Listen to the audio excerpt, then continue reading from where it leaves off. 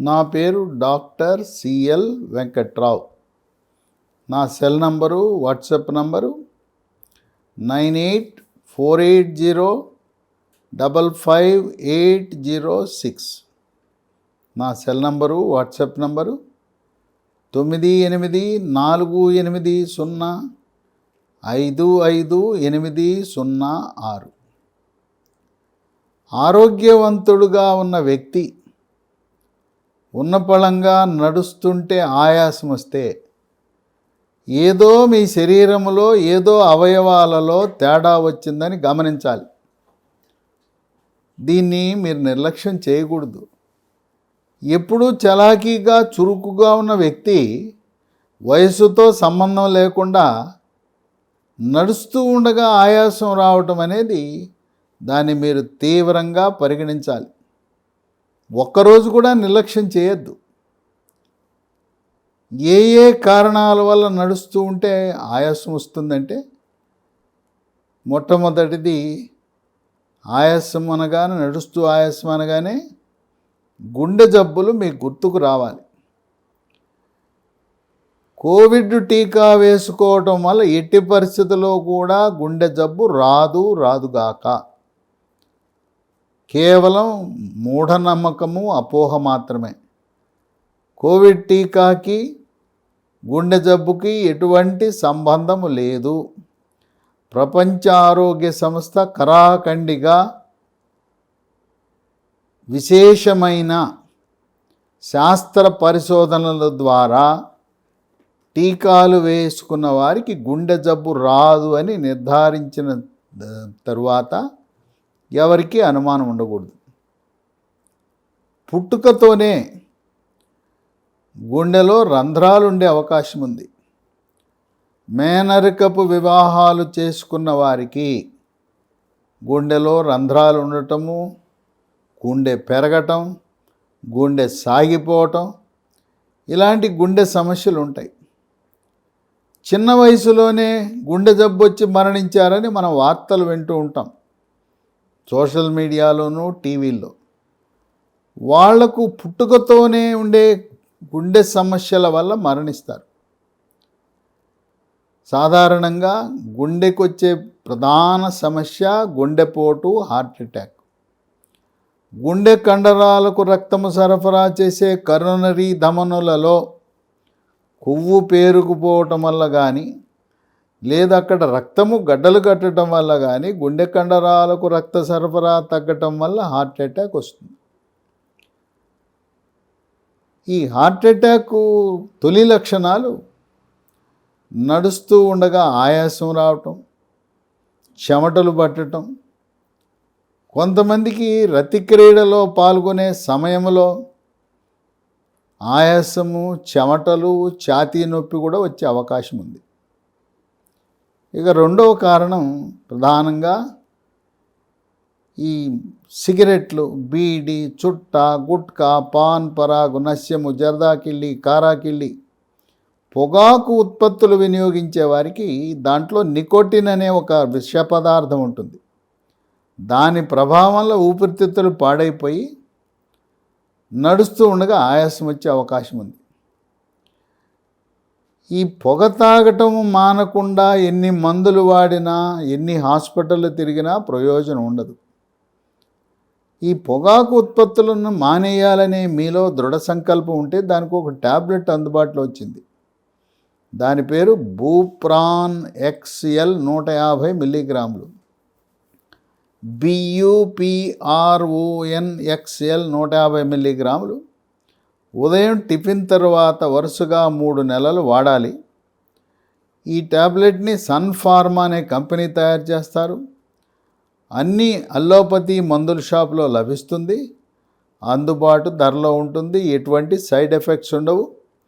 ఈ ట్యాబ్లెట్లు వాడిన లక్షలాది మంది పొగాకు ఉత్పత్తులను విడనాడారు. కనుక ముందు ఈ ఊపిరితిత్తులు పాడైపోయిన తర్వాత ఈ ధూమపానం అనే అలవాటు మానకుండా మందులు పనిచేయవు. టన్నుల కొద్దీ మందులు వాడినా ప్రయోజనం ఉండదు. ఇక మూడవది పర్యావరణ కాలుష్యం వల్ల. ద్విచక్ర వాహనాలు, కార్లు, లారీలు, బస్సుల నుంచి, పొగగొట్టం నుంచి వచ్చే దుమ్ము, ధూళి, దాంట్లో ఉండే కార్బన్ మోనాక్సైడ్ ప్రభావం వల్ల, కాలుష్యం పెరగటం వల్ల ఉబ్బసము లాంటి వ్యాధులు వస్తున్నాయి. ఈ రోజున ఢిల్లీ నగరం చూస్తే ఒక పక్క పొగమంచు, మరో పక్క వాతావరణ కాలుష్యం. పూర్వజన్మలో ఎవరైనా పాపం చేస్తే వాళ్ళకి శిక్ష ఏంటంటే ఢిల్లీలో నివసించడం అని చెప్పి కొంతమంది భావిస్తున్న తరుణం ఇది. అక్టోబర్, నవంబర్, డిసెంబర్, జనవరి, ఫిబ్రవరి 5 నెలల పాటు ఢిల్లీ చుట్టుపక్కల ఉండే రైతులందరూ అక్కడ వ్యవసాయ వ్యర్థాలను నుప్పు పెట్టడం ద్వారా ఈ వాతావరణ కాలుష్యం వచ్చి ఈ ఆస్తమా, ఉబ్బసం బారిన పడుతుంటారు. కానీ 4వది కాళ్ళలో సిరలని ఉంటాయి. విచక్షణారహితంగా మహిళలు హార్మోన్లు వాడుతుంటారు. ఎప్పుడూ కూడా గర్భనిరోధక మాత్రలు ఏదో పరిమితంగా వాడితే మంచిదే, కానీ దీర్ఘకాలికంగా గర్భనిరోధక మాత్రల్లో హార్మోన్లు ఉంటాయి. ఈ స్త్రీ హార్మోన్ల ప్రభావం ఏంటంటే కాళ్ళలో ఉండే సిరలలో రక్తం గడ్డగడుతుంది. ఆ సిరలలో రక్తం గడ్డగట్టింది వెళ్ళి ఊపిరితిత్తుల్లో చేరి ఊపిరితిత్తులను డ్యామేజ్ చేసి పాడు చేసే అవకాశం ఉంది. అప్పుడు కూడా ఆయాసం వస్తుంది. 5 రక్తహీనత. రక్తహీనత తీవ్రత పెరిగినప్పుడు, రక్తహీనతను వైద్య పరిభాషలో అనీమియా అంటారు. ఎవరికైనా కూడా 10 గ్రాముల కంటే ఎక్కువగా హీమోగ్లోబిన్ ఉండాలి.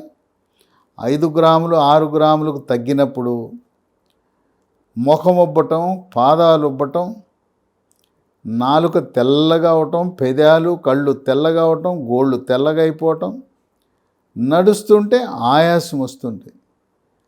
కనుక రక్తహీనత మొలలు దీర్ఘకాలికంగా ఉన్నప్పుడు కూడా రోజు మల విసర్జన సమయంలో చుక్కలు చుక్కలుగా రక్తం పోతుంటే రక్తహీనత వస్తుంది.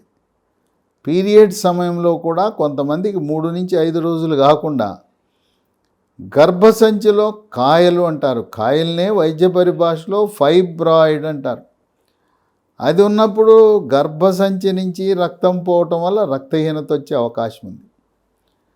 పౌష్టికాహార లోపం ఉన్నప్పుడు కూడా రక్తహీనత వచ్చే అవకాశం ఉంది. రక్తహీనత ఉన్నప్పుడు నడిస్తే ఆయాసం వస్తుంది.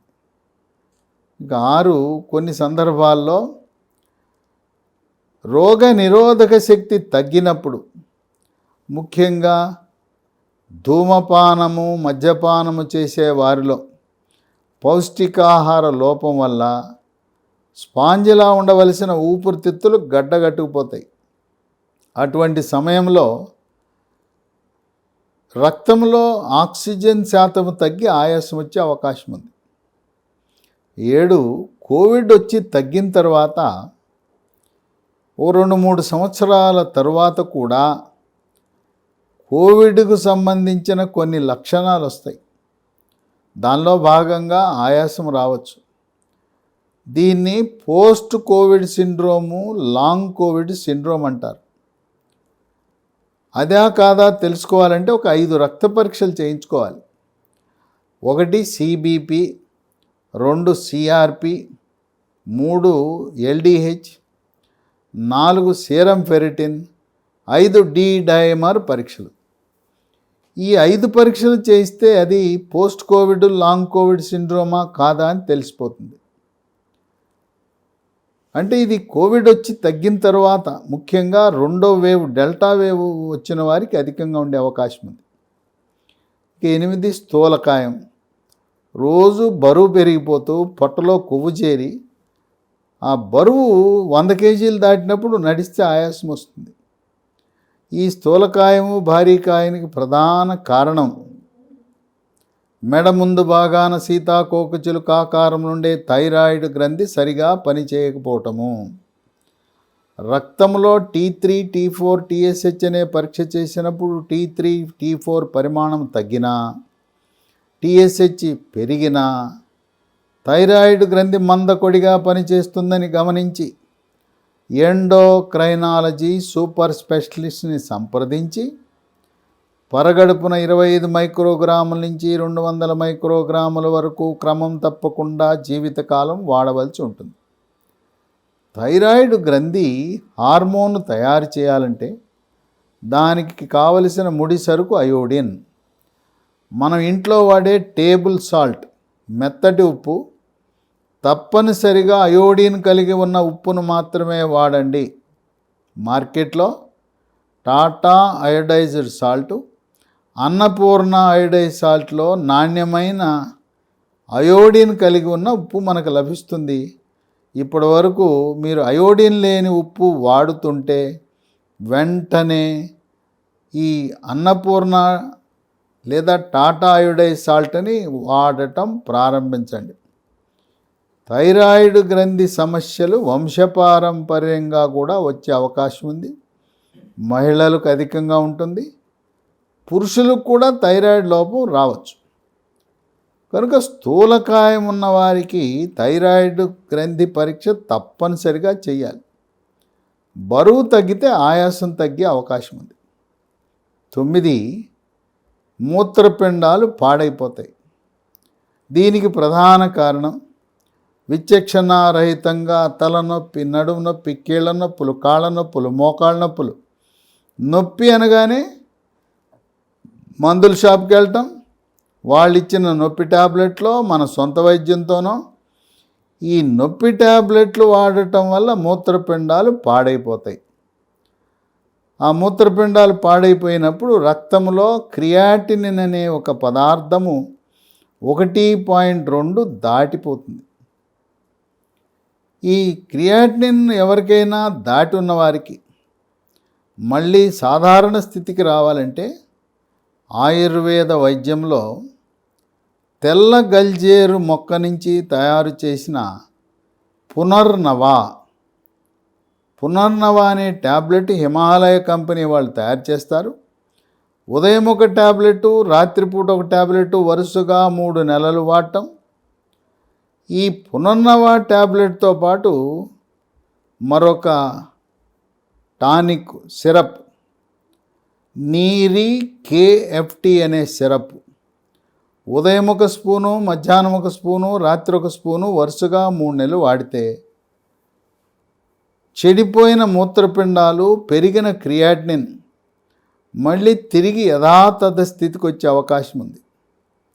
నీరి KFT అనే ఆ ద్రవం AIMIL అనే ఆయుర్వేద కంపెనీ వాళ్ళు తయారు చేస్తారు.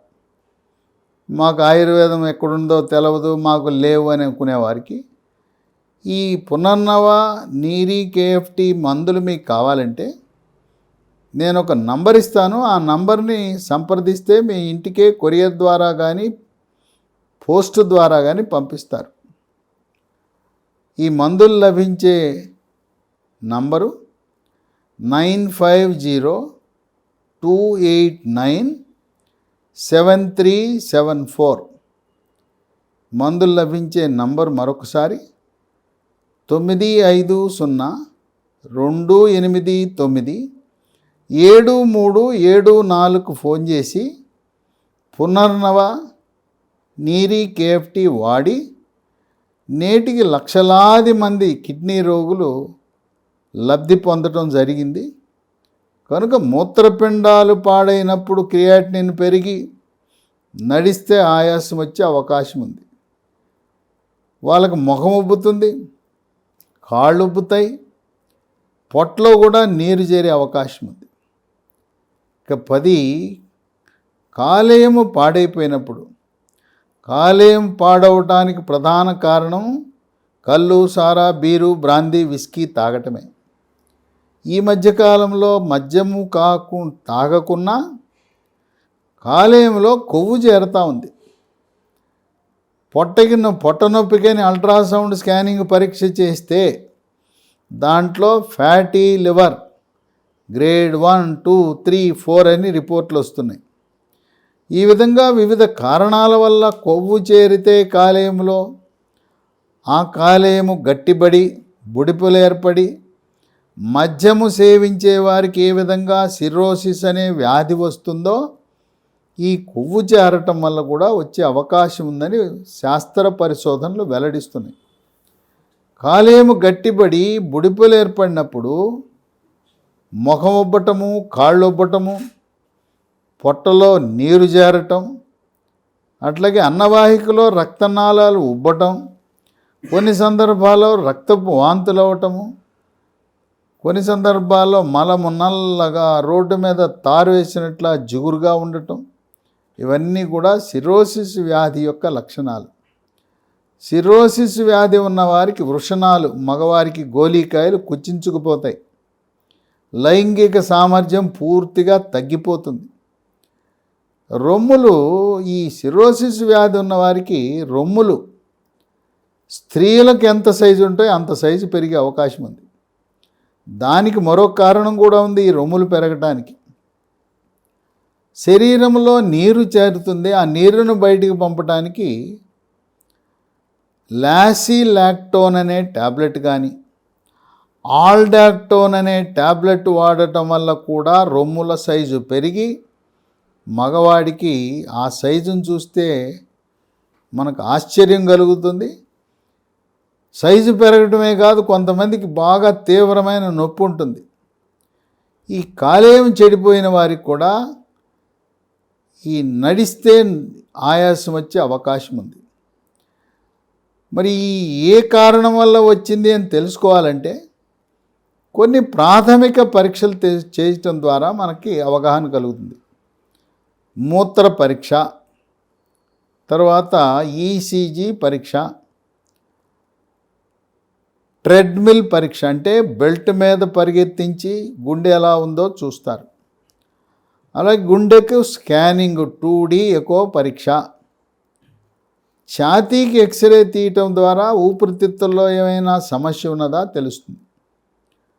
అట్లాగే ఊపిరితిత్తుల యొక్క పనితీరును అంచనా వేయటానికి PFT పల్మనరీ ఫంక్షన్ టెస్ట్ అనేది చేస్తారు. ఒక పరికరంలోకి గాలి ఊదమంటారు. మీ ఊపిరితిత్తుల యొక్క పనితీరుని అధ్యయనం చేస్తారు.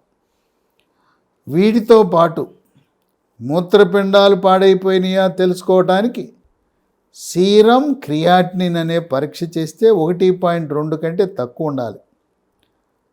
పొట్టకి అల్ట్రాసౌండ్ స్కానింగ్ పరీక్ష చేస్తే కాలేయం యొక్క పనితీరు, మూత్రపిండాల పనితీరు, పొట్టలో ఏమైనా నీరు చేరిందా, ఈ సమస్యలన్నీ అధ్యయనం చేయొచ్చు. నడిస్తే ఆయాసానికి కొన్ని మన చెడు అలవాట్లు కూడా కారణం. ధూమపానము, మద్యపానము పూర్తిగా విడనాడాలి. ఒక్క పెగ్గు వద్దు, ఒక్క సిగరెట్ కూడా వద్దు. తర్వాత మానసిక ఒత్తిడి, కుంగుబాటు, టెన్షను, డిప్రెషన్ వల్ల